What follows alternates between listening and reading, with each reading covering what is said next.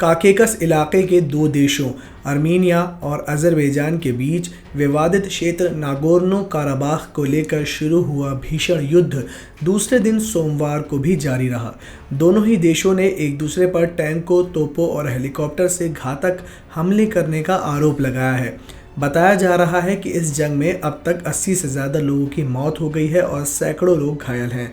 उधर जैसे जैसे ये जंग तेज़ी पकड़ रही है, वैसे वैसे रूस और तुर्की के इसमें कूदने का खतरा मंडरा रहा है।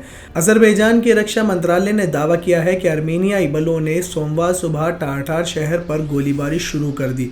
वहीं आर्मीनिया के अधिकारी ने कहा कि लड़ाई रात भर जारी रही और अज़रबैजान ने सुबह के समय घातक हमले शुरू कर दिए।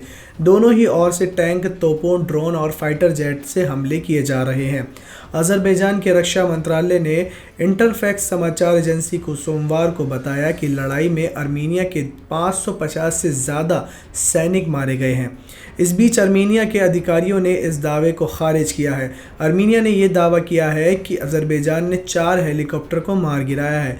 जिस इलाके में आज सुबह लड़ाई शुरू हुई है वह अज़रबैजान के तहत आता है, लेकिन यहाँ पर 1994 से ही आर्मीनिया द्वारा समर्थित बलों का कब्जा है। इस संकट को देखते हुए अज़रबैजान के कुछ क्षेत्रों में मार्शल लॉ लगाया गया और कुछ प्रमुख शहरों में कर्फ्यू के आदेश भी दिए गए। इस बीच आर्मीनिया और अज़रबैजान की बढ़ती जंग से रूस और टर्की के इसमें कूदने का खतरा पैदा हो गया है। रूस जहां आर्मीनिया का समर्थक है, वहीं अज़रबैजान के साथ नाटो देश टर्की और इसराइल हैं। न्यूयॉर्क टाइम की रिपोर्ट के मुताबिक आर्मीनिया और रूस में रक्षा संधि है और अगर अज़रबैजान के ये हमले आर्मीनिया की सरजमी पर होते हैं तो रूस को मोर्चा संभालने के लिए आना पड़ सकता है। उधर आर्मीनिया ने कहा है कि उसकी ज़मीन पर भी कुछ हमले हुए हैं। उधर अज़रबैजान के साथ टर्की खड़ा है।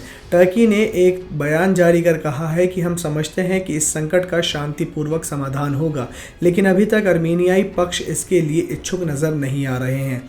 टर्की ने कहा कि हम आर्मीनिया या किसी और के आक्रामक कार्रवाई के खिलाफ अज़रबैजान की जनता के साथ आगे भी खड़े रहेंगे।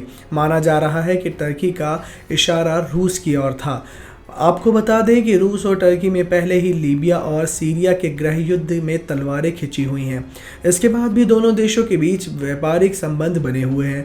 टर्की ने अमेरिका को नाखुश करते हुए रूस से S-400 मिसाइल डिफेंस सिस्टम खरीदा है। उधर टर्की में बने हमलावर ड्रोन विमान नागोर्नो काराबाख में आर्मेनियाई टैंकों का शिकार कर रहे हैं। विशेषज्ञों का कहना है कि रूस इसे बर्दाश्त नहीं करेगा और सख्त कदम उठा सकता है।